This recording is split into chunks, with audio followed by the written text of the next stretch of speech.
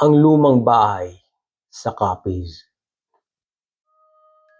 Sa pinakaliblib na bahagi ng Capiz, may isang lumang bahay na minana ni Mang Gabi mula sa kanyang lolo.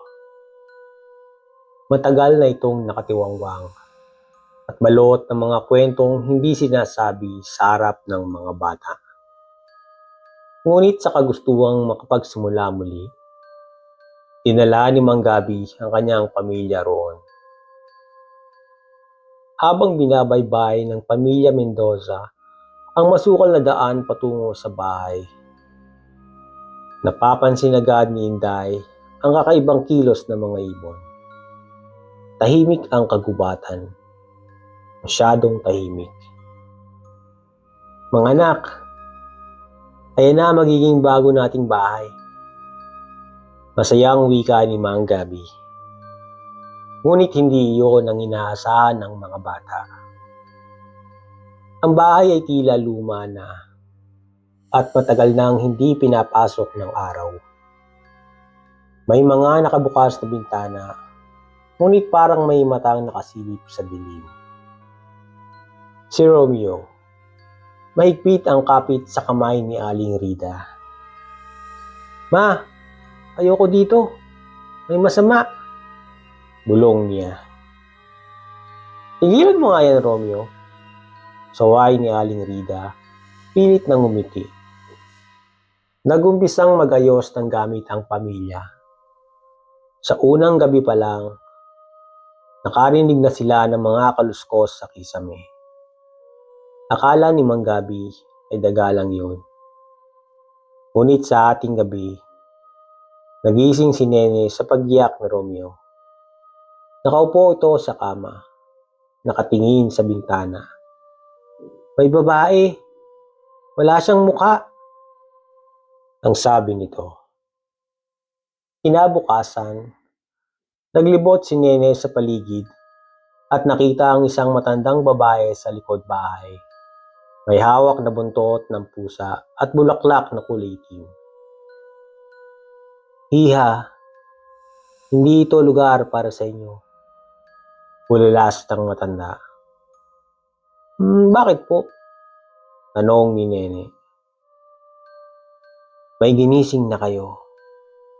May sumala na." Napakunot no si Nene.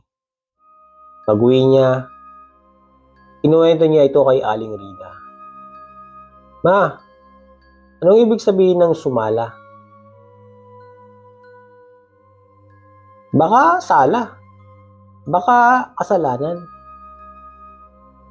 sagot ni Aling Rida. Pero may bakas ng takot sa kanyang tinig. Kinagabihan, bumigat ang hangin. Lumamig. Narinig nila ang mga yabag sa bubong. Biglang nagsigawan ng mga kambing sa likod. Lumabas si Mang Gabi, dala ang itak, ngunit walang nakita. Ilang araw matapos ang insidente, naging matamlay si Romeo. Ayaw kumain, ayaw magsalita. Lagi na lang nitong ginuguhit ang isang babaeng mahaba ang buhok, itim ang mata at walang mukha. "Baka guni-guni lang?" saad ni Mang Gabi. Ngunit ng isang gabi, nakita ni Inday si Romeo na nakaupo sa ilalim ng puno sa likod ng bahay. Mag-isa. 2:00 na ng madaling araw noon. "Anong ginagawa mo rito?" "Kaibigan ko siya. Sabi niya ako ang papalit."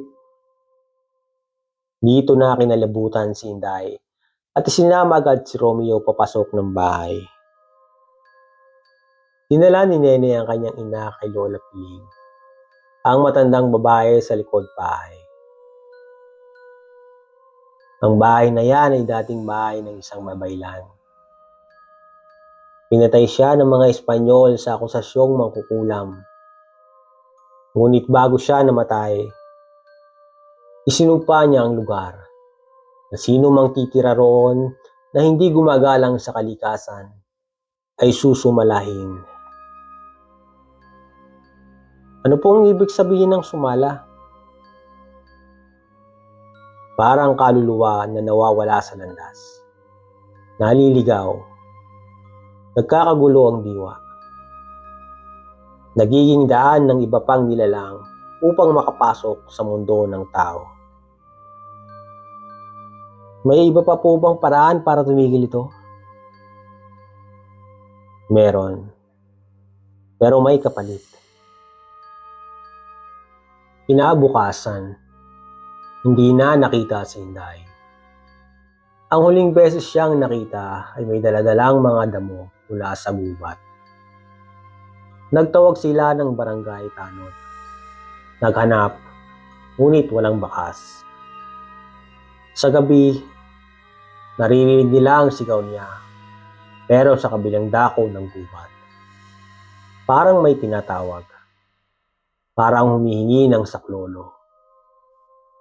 Sumunod na gabi, nakita ni Mang Gabi si Inday sa labas ng bahay. Nakatingin lang. Nang kanyang lapitan, bigla itong nawala. Nagdesisyon si Aling Rida na sundin ang payo ni Lola Piling. Kailangan nilang magsagawa ng ritual sa mismong lugar kung saan pinatay ang babaylan. Kailangan dugo ng pamilyang nakatira sa bahay, alay ng hayop, at ang pagbalik ng mga bagay na kinuha sa gubat. Sa gitna ng ulan, nagtipon sila sa likod ng bahay. Umaalingaw-ngaw ang hangin. Sumisigaw ang mga bintana.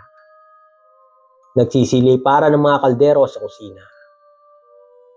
Si Romeo nagsimulang magsalita ng wikang hindi nila maintindihan. Malapit na sila, sabi ni Lola Piling. Huwag kayong bibitaw. Biglang lumitaw si Inday. Tuguan, nakatali ang kamay. Tulungan niyo ako, inig niya na nanginginig. Ngunit sabi ni Lola Piling, hindi na yan si Inday. Isa na siyang sumala. Dumilim ang paligid. Nawala ang apoy. Ang tanging ilaw ay ang pulang buwan sa langit. Lumabas mula sa lupa ang anyo ng babaylan. Nakalutang, nakaitim, umiiyak ng dugo. Ibabalik ko ang anak niyo, pero kailangan ng kapalit. Isa sa inyo. Tahimik ang lahat. Si Mang Gabi lumapit. Ako na lang. Ako ang nagdala sa pamilya ko rito. Kaya ako na lang. Ngunit bago pa siya makalapit, umiyak si Romeo at tumakbo sa gitna. Ako na lang po. Kaibigan kita, di ba? Ako ang pinili mo. Ako na lang. Sumigaw si Aling Rida, ngunit huli na. Kinuha ng babaylan si Romeo at nawala ito sa isang iglap. Pagkatapos ng ritual, lumabas si Inday. Buhay. Ngunit parang iba na siya. Tahimik, walang imik, pero buhay. Lumipat ng ibang bayan ng pamilya. Hindi na muling nag-usap tungkol sa copies. Ngunit gabi-gabi, sa tulog ni Nene, naririnig niya ang tinig ni Romeo. Ate, masaya na ako rito. Huwag ka nang bumalik.